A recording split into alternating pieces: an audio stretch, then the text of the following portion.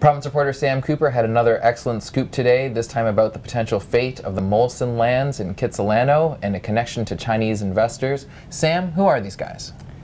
Sun Commercial Real Estate is a firm, a crowdfunding firm. It's really an organization of realtors, investors, mostly from China. They've come together over since about 2013 and made a lot of speculative land plays, a lot in Burnaby, Cambie Corridor, downtown Vancouver, golf courses in Richmond and Coquitlam.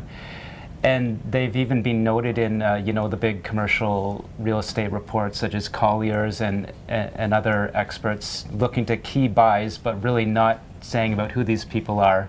So we do know that a big investor in Richmond, Kevin's son, has organized through a bunch of companies these types of investment vehicles. And what they seem to do is buy land and then go out, whether it's on the internet, Chinese online sites or Facebook, and say, hey, we're looking for people to buy shares in this investment, which I guess, will develop in the future.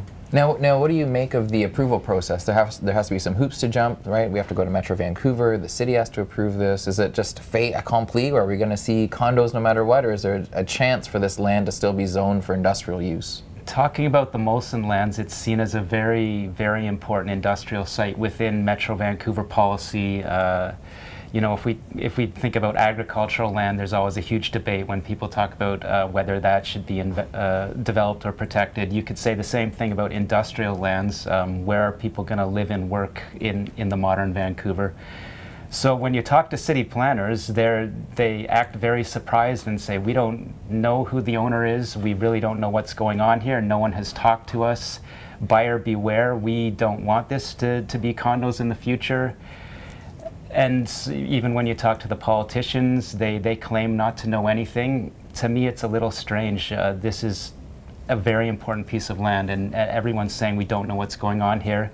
And what the story found was in Chinese language documents, the buyer claims or seems to suggest that there's big condo plans here. So the bottom line, your first question, are there hoops to jump? There's huge barriers. Metro Vancouver would have to okay it and go against their policy for the future of the region, and Vancouver would have to okay it. A public hearing would have to occur. As we know, a public hearing isn't really a barrier to stop residential development, I don't think, though. Okay, for more information on Vancouver's real estate market, which is always interesting, you can follow Sam Cooper on Twitter @ScooperCooper.